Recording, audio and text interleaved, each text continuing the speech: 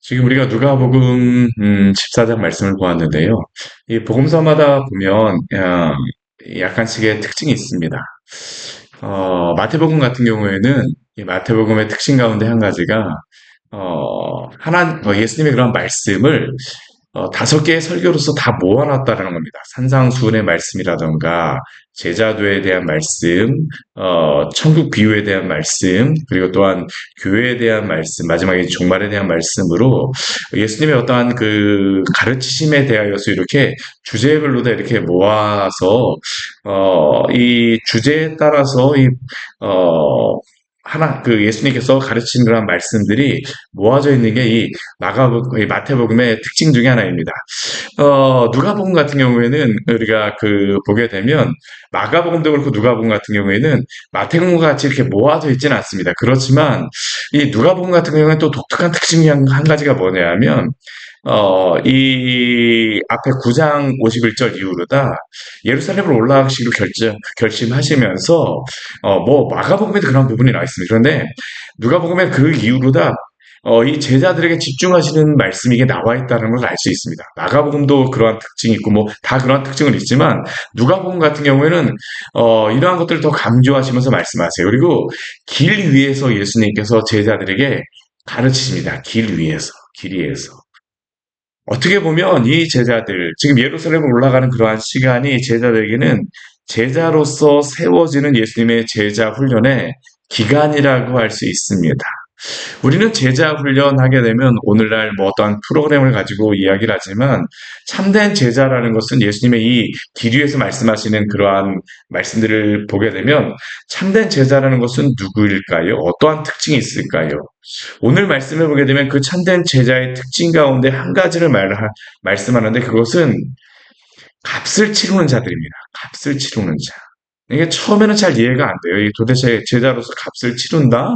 근데 이 예수님께서 분명히 오늘 말씀해 보게 되면요. 제자들에게 오늘 말씀을 하세요. 오늘 말씀은 어떠한 말씀 이후에 나오는 거냐면 13장과 14장에서 잔치에 대한 말씀을 하시고 나서 어제 말씀에서도 예수님께서는 큰 잔치 비유를 통하여서 하나님 나라에 초대받은 사람이 어떠한 사람인지를 말씀하셨습니다. 그리고 그 특징들 가운데 그 특징들을 보게 되면 어떠한 특징이 있었습니까?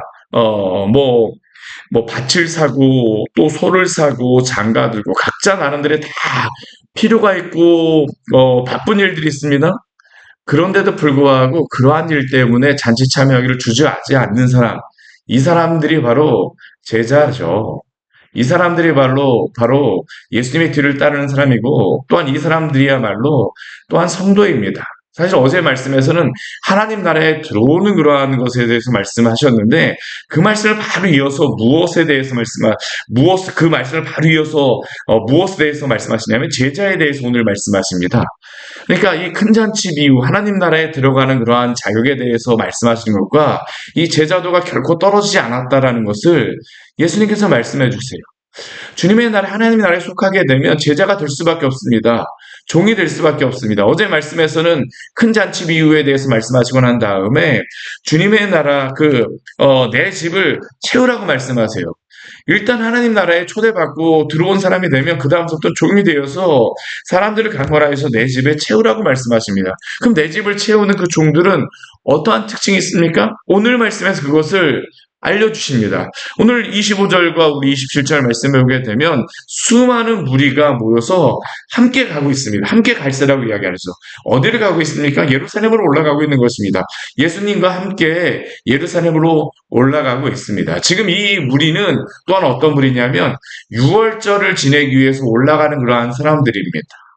조금 더 일찍 올라갈 수 있겠죠. 예수님과 올라가다 보니까. 그런데 이스라엘 사람들은 6월절이 되게 되면 예루살렘 올라갔기 때문에 이 사람들이 예수님과 함께 예수님이 예루살렘 올라가시는 것 같으니 함께 올라가다 보니까 더 많은 무리가 있습니다. 수많은 무리. 함께 예수님께서 이끌고 가십니다.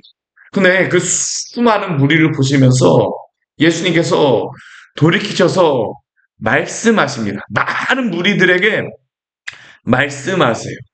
이 사람들은 예수님을 따르는 사람이라고 할 수 있죠. 근데 그 사람들에게 무엇이라고 말씀하십니까? 오늘 제자가 누구인가에 대하여서 우리 26절과 27절 말씀에 보면 이렇게 말씀하십니다. 우리 같이 한번 읽어볼까요?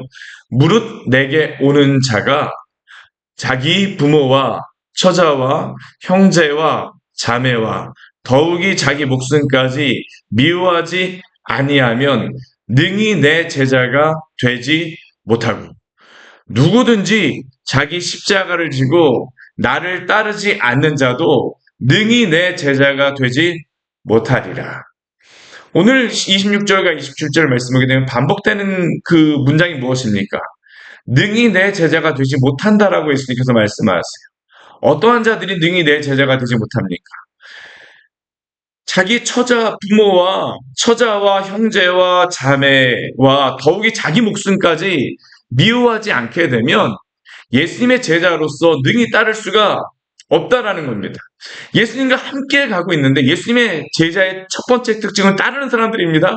함께하는 사람들인데 그 가운데에서도 그 예수님께서 말씀하시기를 능히 예수님의 제자로서 살기 위하여서는 자기의 부모와 처자와 형제와 자매와 더욱이 자기 목숨까지 미워하지 않으면 능히 내 제자가 될 수 없다라고 말씀하십니다. 우리 앞에서도 우리 잔치 비유에서도 마지막에 나오는 그 하나님 나라에 들어오지 못하는 이유가 무엇이었습니까? 우리 20절 말씀에 오게 되면 나는 장가 들었으니 그 잔치에 가지 못하겠습니다 라고 말하는 것 아니었습니까?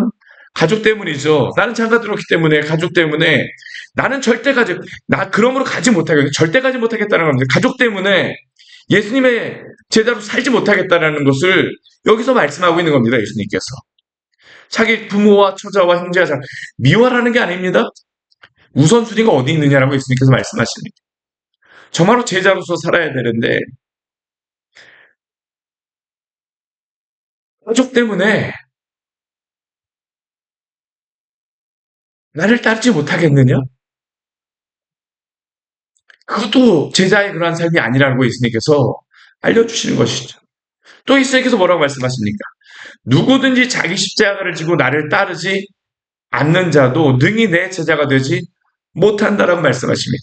자기 십자가, 제자가 되기 위해서는 자기 십자가를 지어야 됩니다. 물론 이것이 우리가 십자가를 지어서 우리가 구원을 받는다라고 예수님께서 말씀하시는 것이 아닙니다. 여기에 나와 있는 것은 다 우리가 무엇인가 하여서 구원을 받는다는 것은 아닙니다. 구원을 받았기 때문에 생기는 십자가가 있다라는 겁니다. 자기 십자가를 지고 나를 따르지 않는 자도 능히 내 제자가 되지 못한다라고 말씀하시죠. 그러면 도대체 자기 십자가는 무엇이겠습니까? 내가 생각하기에 중요하다라고 생각하는 것들을 내려놓게 되면 그게 십자가가 될 수밖에 없습니다. 그게 바로 값을 치르는 거죠. 오늘 28절부터 32절 말씀을 보게 되면 두 가지에 대해서 예수님이 비용 계산에 대해서 말씀하세요. 첫 번째 비용 계산에 대해서는 어떠한 내용입니까? 망대를 세우고자 할진대. 오늘날로 따지게 되면 집을 진다라고 해도 동일한 의미겠습니다. 집을 살려고 하는 것도 동일한 것이라고 할 수도 있겠죠. 가게를 하려고 하는 것도 동일한 것이라고 할 수도 있습니다. 사업을 하려고 하게 되면 누구나 다 어떻게 무엇을 해야 될지 계획을 세우고 어느 정도 비용이 들어가야 될지 한번 혼자서 앉아서 비용을 계산하지 않습니까? 예수님께서 28절에서 그것을 말씀하십니다. 누가 망대를 세우고자 할진대 자기가 가진 것을 가지고 준공하기까지, 그것이 지어지기까지 그 비용이 족할는지 먼저 앉아서 그 비용을 계산하지 아니하는 사람이 누가 있겠느냐라고 말씀합니다. 이건 당연한 것이죠. 누구든지 다 그렇습니다. 무엇을 하든지 간에 우리는 그 값이 얼마나 들어갈지를, 비용이 얼마나 들어갈지를 계산합니다. 만약 이 계산이 안 되면 어떡합니까? 짓다가 말지 않습니까? 제가 어디 영상을 보게 되니까 어디 설악산 어디 유명한 그런 관광지 같은 데다가 이렇게 콘도라든가 이런 것들을 막 짓다가 갑작스럽게 짓지 못하는 그러한 흉물스러운 그런 건물들이 많이 있더라고요. 왜 그런가 봤더니만 갑작스러운 그러한 일들로 인해서 비용을 제대로 계산하지 못하기 때문에 그러한 일들이 발생하곤 하죠. 우리가 어떠한 일을 할 때에 제대로 그 비용들을 계산하지 못하게 되면 사실 이 비용을 계산한다는 것은 최악의 경우까지 계산하는 것이겠죠.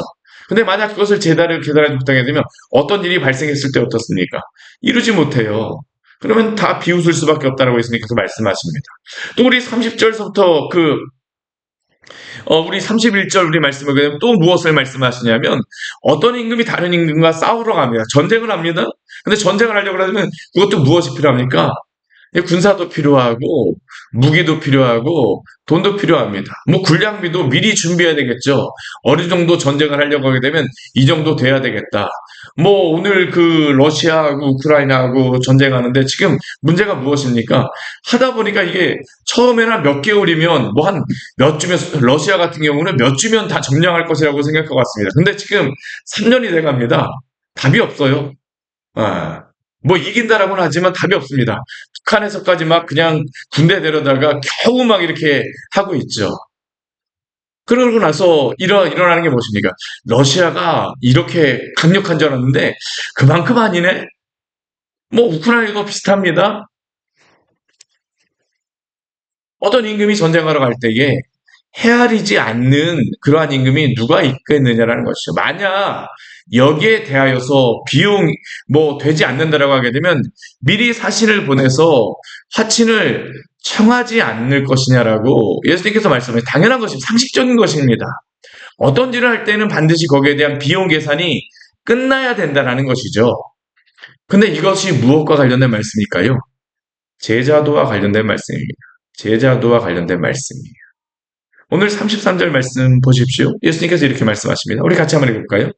이와 같이 너희 중에 누구든지 자기의 모든 소유를 버리지 아니하면 능히 내 제자가 되지 못하리라. 능히 내 소유를 버리지 아니하.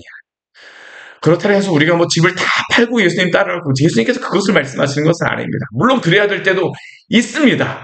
그렇지만 예수님께서 지금 여기서 말씀하시는 것은 무엇일까요? 무엇이 더 중요하냐라는 겁니다. 우리 앞에 잔치 비유에서도 나와 있는 것이 무엇입니까? 나는 밭을 샀음에 아무래도 나가 보여야 될 것이다. 밭을 샀게 되면 미리 다 계산하고 확인하고 산 것 아닙니까? 그런데도 불구하고 끝났는데도 불구하고 비용 계산하고 있습니다. 사후정산하고 있어요. 소를 샀는데도 불구하고 소가 소 4섯개를 10마리 샀는데도 불구하고 이미 소가 어떤지 다 알고 있습니다. 그런데도 나중에 가고 비용 계산하고 있습니다. 비용 계산 끝났다라고 하는데도 나중에 가서 비용 계산하고 있습니다. 머뭇거립니다. 이러한 사람들은 하나님 나라 초청장을 받고도 그곳에 들어가지 못하죠. 제자들도 그렇습니다. 우리 천국 비유에서도 예수님께서 가장 마지막에 말씀하시는 그 내용이 무엇입니까? 우리 천국 비유의 말씀을 보게 되면 그 진주장사 비유, 밭을 산 비유 있지 않습니까? 보화를 발견하게 되면 귀한 진주를 발견하게 되면 가진 것을 다 팔아서 이것을 샀다. 근데 여기에 참된 보화는 무엇입니까? 그리스도입니다. 그리스도를 발견하게 된 사람들은 세상에 어떠한 희생을 치르고서라도 그리스도를 따르게 됩니다. 이게 바로 제자도와 맞닿아 있고 하나님 나라와 맞닿아 있는 것입니다. 누가복음에서는 이것이 한꺼번에 나오고 있죠. 왜 그럴까요? 그리스도가 그만큼 귀중하기 때문입니다. 주님의 나라가 그만큼 귀중하기 때문이죠. 내가 가진 건 모든 것 다 짊어지고 따라갈 수가 없습니다. 좁은 문으로 들어가기를 힘쓰라. 들어가라고 말씀하시는 것이 아니라 좁은 문으로 들어가기를 힘쓰라라고 말씀하십니다. 좁은 문으로 들어가기 위하여서 내 등에 온갖 짐들을 세상 짐들을 다 짊어지고 좁은 문으로 들어갈 수가 없습니다. 여러 가지 재산적인 문제에 걸리고요. 사업의 문제 걸리고 가족의 문제 걸리고 이 모든 것들을 따지고서는 주님의 백성으로 제자로 살아갈 수가 없다라는 겁니다. 작은 것서부터 그렇죠. 작은 것서부터 다 팔지 않아도 됩니다. 제가 종종 말씀드리지만 저는 예수님 믿고 나서 점심시간에 예전에 학생 때 제가 예수님 믿고 나서 점심시간에 단 30초 기도하는 것도 저한테는 엄청난 시험이 됐습니다. 진짜. 그 비용 계산조차도 제가 잘 안 되는 겁니다. 근데 사랑하는 성도 여러분, 예수님의 제자가 되었다라고 하는 것은 내가 가진 모든 것들 다 가지고 할 수 없습니다.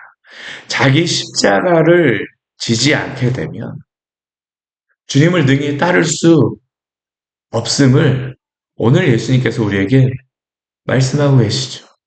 왜 그렇습니까? 예수님이 더 귀중하기 때문입니다.